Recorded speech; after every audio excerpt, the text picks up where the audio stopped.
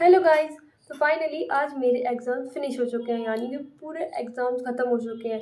जब स्टार्ट हो रहे थे तब मैं सोच रही थी कि यार इतने सारे एग्ज़ाम हैं, कितने टाइम में होंगे, यानी पूरे 9 पेपर्स यानी 9 एग्ज़ाम हमारे हुए हैं, जो कि आज आज लास्ट पेपर था 11th ऑफ जुलाई को।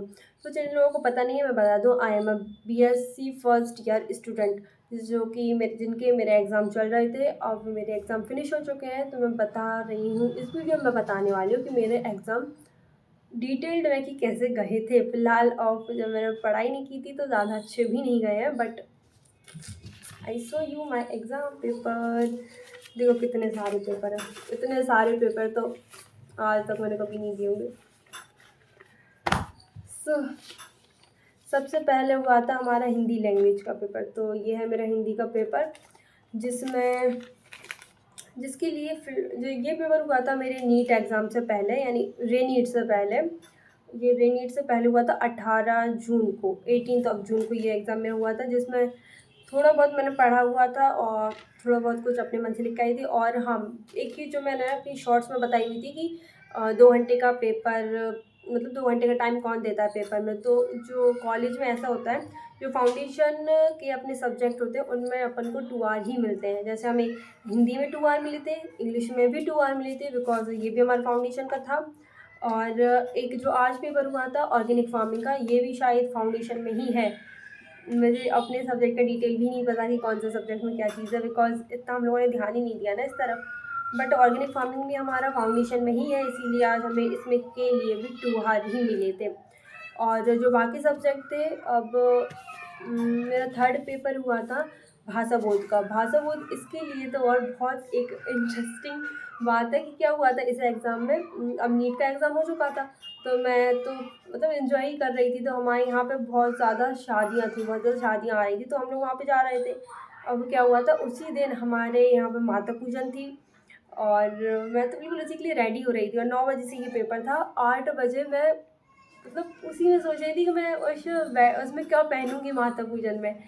बट फिर लास्ट टाइम पे मेरी फ्रेंड आई, वो आज पेपर है, कितने बजे चलना है। जब जाके मुझे पता चला मेरा पेपर है, लाइफ में पहली बार मैंने इतना सरप्राइजिंगली पेपर दिया हुआ है कि कि मतलब एक वर्ड भी नहीं पता अपन को किस सब्जेक्ट का पेपर है, क्या है, कुछ भी नहीं।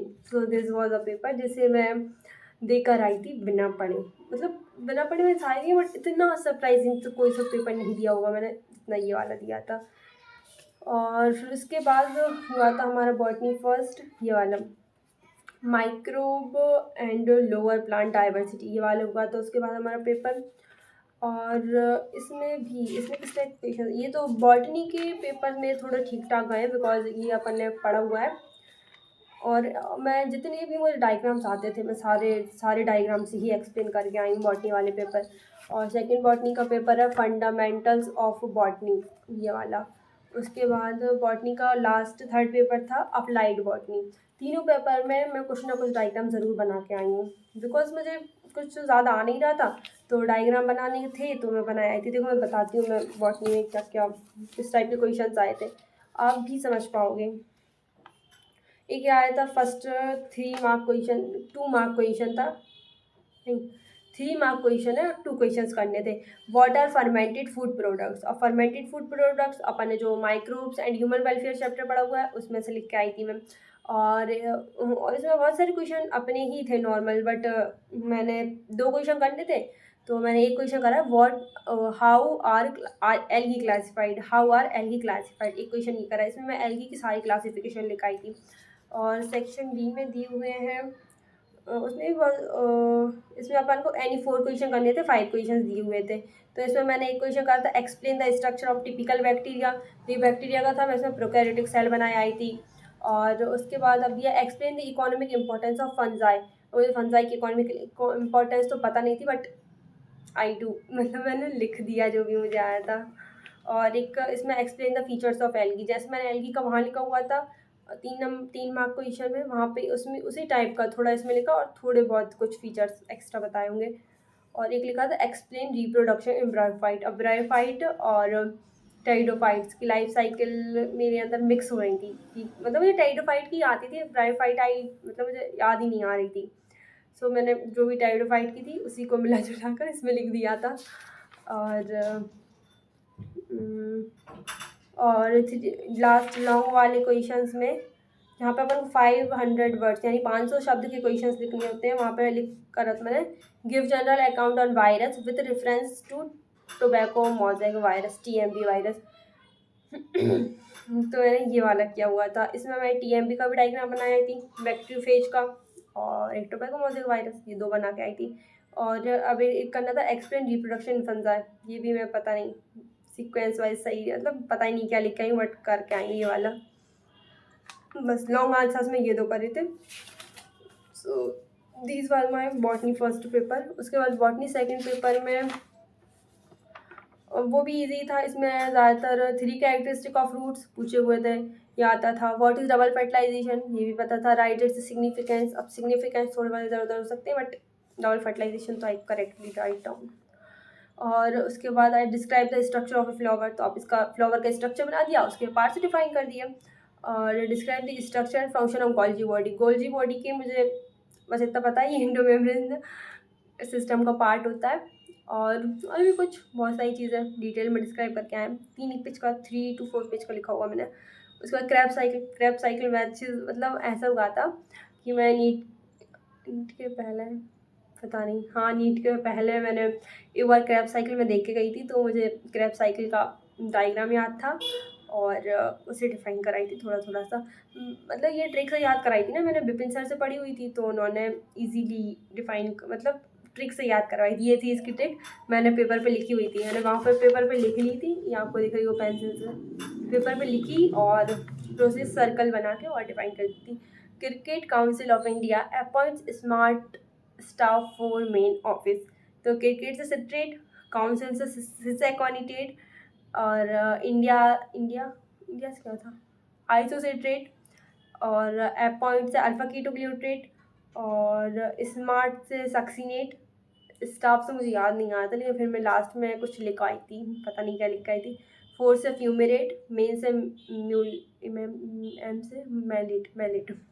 एम से मैलिट, और ओ से मुझे बिल्कुल याद नहीं आता, मैं ऑक्जिलेट लिख आई थी, बट ऑक्जिलेट गलत था, कुछ और आता वहाँ पर। आई डोंट नो क्या आता है मुझे, अब तो पता ही नहीं क्या याद आएगा। मैंने एक बार देखा था, वहाँ से आके मैं चेक करा था कि चीज़ सही लिख आई कि गलत लिख आई।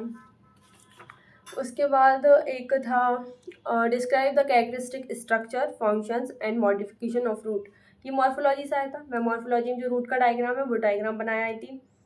और एक क्वेश्चन लिखा था राइट एन ऐसे on vegetative reproduction in flowering plants. Vegetative reproduction ज़्यादातर एल्गी में होता है, तो एल्गी के ऊपर ज़्यादातर चीज़ें लिखी। पता है मैंने कभी कैसा करा इसमें, मतलब अब बहुत से चीज़ों में मैंने ऐसा करा। अब कुछ क्वेश्चन ऐसे हैं जो बिल्कुल ही नहीं आ रहे, अपन पढ़ के ही नहीं आए, तो थोड़ा बहुत कुछ लिखो उसके बारे में, उसे फिर ऐसे वर्ड पे ले आओ ना जो वर्ड को अपन को पता हो, और उस वर्ड को लिखाना तो उस वर्ड को ही पूरे डिफाइन कर दो। इस तरीके से पेजेस भर के आई हूँ मैं एग्ज़ाम में, मतलब। और BSc में ज़्यादातर ऐसे ही होता है, बट आई कांट नो क्या हो सकता है इस चीज़ का। मुझे बहुत डर है कि रिजल्ट क्या आएगा, रिजल्ट आएगा तो देखते हैं। अप्लाइड बॉटनी का जो पेपर है उसमें सबसे पहले क्वेश्चन आया था डिफाइन अप्लाइड बॉटनी, ये थोड़ा बहुत मैं पढ़ के गई थी तो वही लिख के आई थी। पहली लाइन तो ये थी, this is a branch of botany and also branch of biology. और एक क्वेश्चन ये था what are pollutants, write the name of any 5 air pollutants. अब एयर पॉल्यूटेंट्स के नाम, जो कि मुझे पता नहीं था, पता नहीं क्या लिख के आई हूँ, पता ही नहीं क्या लिख के आई हूँ। डिफाइन मिक्स्ड फार्मिंग, ये सारे क्वेश्चंस नहीं करे थे मैंने। और क्वेश्चन करके आई हूँ मैं इसमें, राइट एंड ऐसे on history and evolution of botany in India, ये क्वेश्चन करके आई हूँ। इसमें हिस्ट्री एंड एवोल्यूशन को पूछा हुआ था, तो इसमें मैं जो भी अपन एवोल्यूशन में पढ़ी हुई चीज़ें उनके बारे में कुछ लिख के आई हूँ। और एक क्वेश्चन आया था जो कि अब मुझे बिल्कुल नहीं आता, right a short note on phyto remediation, बिल्कुल भी कुछ नहीं आता। बट हाँ, ये पेपर हिंदी इंग्लिश दोनों लैंग्वेजेस में आता है, मैंने हिंदी में पढ़ा। हिंदी में इसमें लिखा हुआ था पादप उपचार पर संक्षिप्त टिप्पणियाँ लिखिए, और जो पादप उपचार लिखा हुआ था, अब उपचार से मुझे ऐसा समझ आया कि ट्रीटमेंट, और पादप मतलब प्लांट्स होते हैं, तो प्लांट्स की ट्रीटमेंट के लिए जो चीज़ यूज़ होती है उसे बोलते हैं फाइटो रेमिडिएशन। सो मैंने उसी के बारे में लिख दिया। फिलहाल ज़्यादा कुछ नहीं, 1 पेज का लिख के आई थी, ये 1 या 2 पेजेस का, बिकॉज मुझे आ ही नहीं रहा था। और एक लिखा है write a short note on the importance of ethnobotany. और ये क्वेश्चन मुझे बिल्कुल नहीं आता, इथेनोबॉटनी। अब इथेनोबॉटनी होती क्या है, और इसमें क्या करके आई मैं केमिस्ट्री और बॉटनी मिक्स करके आई। इथेन का मतलब 2 कार्बन, बॉटनी का मतलब अबाउट टू प्लांट। भाई मैं ये सोच रही हूँ कि जब एग्जामिनर मेरी कॉपी चेक करे उसका माइंड अच्छा हो, वरना आई कांट नो कि वो क्या मार्क्स देने वाला है मुझे। और एक लिख के आई मैं describe the various branches of botany. Various branches of botany में सबसे पहली जो अभी मैंने रिसेंटली पढ़ गई थी, applied botany is the branch of botany, genetics, ecology और इस तरह की ब्रांचेस लिख के आई हूँ मैं इसके अंदर।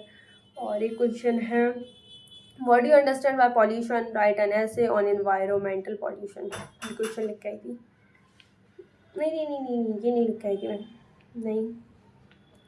हाँ, ये पॉल्यूशन वाला इसमें नहीं लिखा मैंने, इसमें ना मैंने ये वाला लिखा है राइट एन ऐसे on recombinant DNA technology. DNA technology वाला लिखा है। डीएनए टेक्नोलॉजी में भी मैं कंप्लीट डायग्राम से रिप्रेजेंट करके आई हूँ कि किस तरीके से रिकॉम्बिनेंट डीएनए बनता है।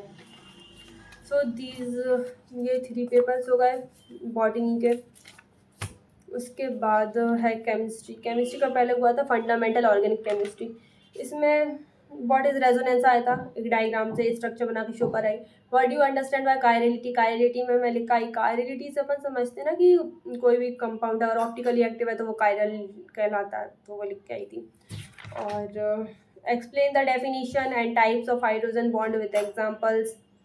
हाइड्रोजन बॉन्ड का थोड़ा बहुत कुछ लिख के आई थी। उसके बाद में हाइड्रोजन बॉन्डिंग शो करके आई थी पानी वाटर मॉलिक्यूल्स के डायग्राम में, बहुत सारे वाटर मॉलिक्यूल्स जोड़ आई थी वाया हाइड्रोजन बॉन्ड।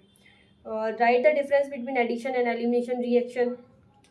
इसमें एडिशन एलिमिनेशन रिएक्शन लिख के करके आई थी मैं, और वन एग्जाम्पल दे आई थी दोनों के।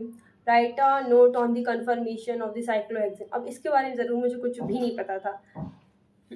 साइक्लोहेक्सेन की चीज़ें लिखनी थी। साइक्लोहेक्सेन मुझे पता ही नहीं था, मतलब क्या है कन्फर्मेशन, कुछ पता नहीं था। साइक्लोहेक्सेन का नॉर्मल डायग्राम बना के आई, 2-4 बातें लिख कर आई, उसकी बैलेंसिंग किस तरीके से होती है कुछ पता ही नहीं। और एक 10th वाला इक्वेशन लिख के आई, explain the acidic nature and polymerisation of alkynes. इसमें भी नहीं पता था मुझे क्या होता है, बट पॉलीमराइजेशन ऑफ अल्काइन समझ आ रहा है, तो मैं लिख के आई थी बहुत सारे अल्काइन के मॉलिक्यूल जोड़कर पॉलीमर बनता है, तो बस उसी को पॉलीमराइजेशन कहते हैं। और एक हाइब्रिडाइजेशन वाला क्वेश्चन आता है, ये मैंने सबसे पहले करा था। What is hybridisation, explain sp sp2 sp3 hybridisation with the help of an example. बच्चे से करके आई थी। और एक आया था EZ नॉमेनक्लेचर, EZ नॉमेनक्लेचर भी लिखाई। उसके बाद सेकंड वाला था केमिस्ट्री का सेकंड पेपर कहाँ है,